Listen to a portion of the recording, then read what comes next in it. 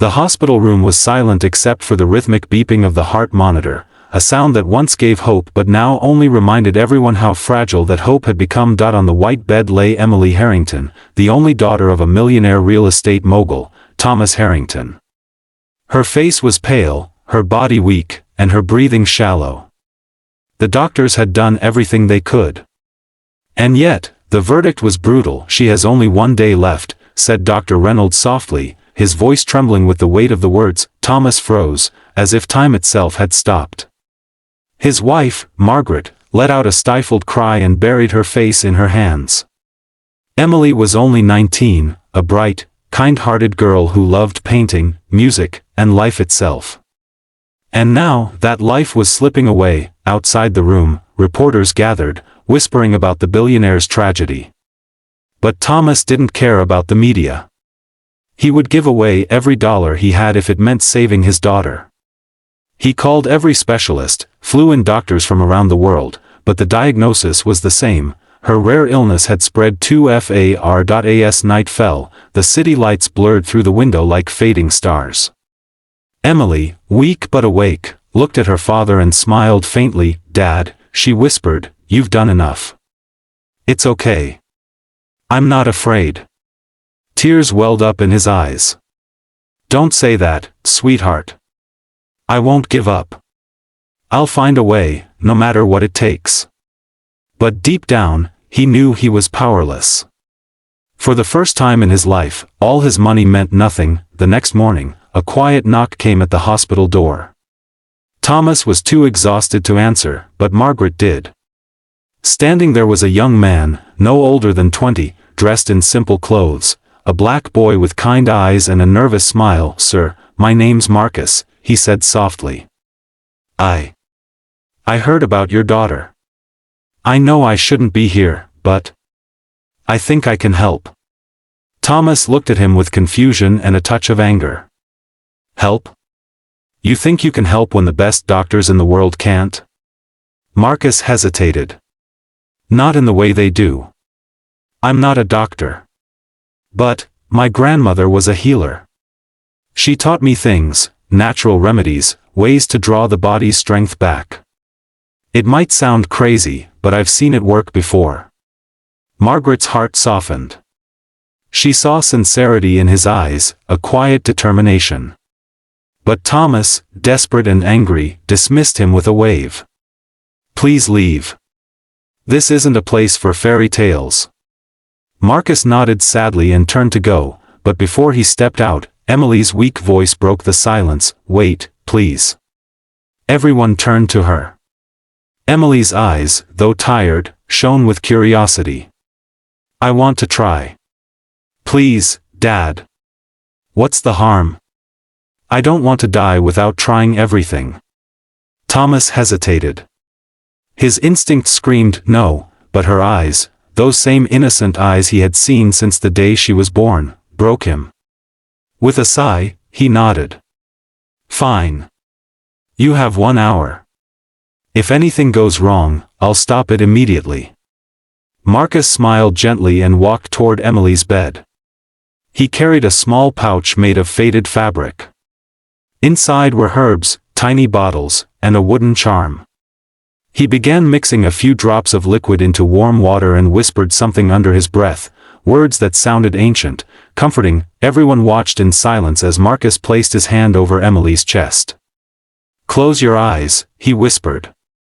"Breathe. Don't fight it, just let go." At first, nothing happened. The machines beeped steadily, the same as before. But after a few minutes, Emily's breathing began to ease. Her chest rose more naturally. A faint color returned to her cheeks. The heart monitor showed a slightly stronger rhythm. The nurses gasped. Margaret covered her mouth, trembling.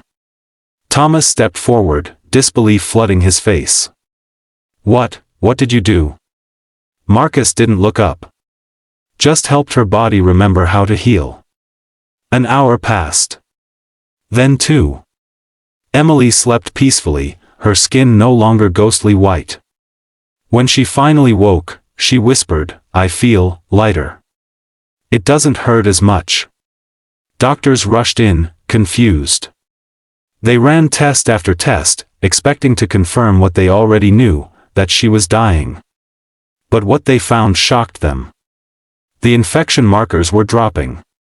Her heart rate was stable. Her organs, once failing, showed signs of recovery. This shouldn't be possible, Dr. Reynolds murmured, staring at the results. Over the next few hours, Emily continued to improve. By evening, she was sitting up, eating soup, even smiling again. Thomas couldn't believe it. He sat beside Marcus, speechless. "Who are you, really?" Thomas finally asked. Marcus smiled faintly. "Just someone who believes healing comes from more than medicine. My grandma used to say, sometimes, what saves a life isn't what's in the body, but what's in the soul." That night, Thomas couldn't sleep. For the first time in days, it wasn't fear keeping him awake, it was gratitude. He looked at Emily sleeping peacefully, her hand resting on her chest where Marcus had touched her. He thought about all his wealth, his power, his pride, and how none of it had mattered until that boy walked through the door. The next morning, Thomas found Marcus sitting quietly outside the hospital garden, looking up at the sunrise. He approached him slowly. "Marcus, you saved my daughter's life. I don't know how to repay you. Whatever you want, money, a house, a job, just say it." Marcus shook his head. "I don't want anything, sir. I didn't do it for a reward. I did it because it was right." Thomas was silent for a long time. "You know, I used to think people like me, with money and power, could fix everything. But you proved me wrong. You gave me something I couldn't buy, a miracle." Marcus smiled gently. "You didn't need a miracle, sir. You just needed hope." Word of Emily's recovery spread like wildfire. The doctors couldn't explain it, and the media called it the Harrington miracle. But Thomas never gave interviews, never explained what truly happened. He only said, "Sometimes, angels don't have wings, they just walk among us." A week later, Thomas invited Marcus and his grandmother, an elderly woman named Miss Laverne, to their mansion. Emily was back home, walking in the garden she once thought she'd never see again. When she saw Marcus, she ran to him and hugged him tightly. "I don't know how to thank you," she said with tears in her eyes. "You gave me my life back." Marcus smiled softly. "Just live it well. That's all the thanks I need." Thomas stood by, humbled. He decided to fund a community health center in Marcus's neighborhood, named Laverne's Hope Foundation, dedicated to combining traditional healing and modern medicine. It became a sanctuary for those who couldn't afford care, a place where love, compassion, and science worked hand in hand. Years passed. Emily went on to study medicine, inspired by the boy who saved her. She often visited Marcus, who had become a healer in his own right, teaching others what his grandmother once taught him, and sometimes, when they sat together watching the sunset, Emily would whisper, "You changed everything, Marcus." He would smile, looking up at the golden sky. "No, Emily. You were always meant to live. I just reminded the world not to give up on you." Thomas often watched them from a distance, his heart full. The man who once measured life by wealth now understood that true richness wasn't in possessions, but in kindness, faith, and the people who touch our hearts when we need it most. In the end, it wasn't money that saved his daughter. It was love. It was hope. It was a black boy named Marcus who walked into their lives and changed everything, and from that day on, Thomas Harrington never forgot the most valuable lesson of all: miracles don't always come from heaven, sometimes, they come from the hearts of those who believe in them.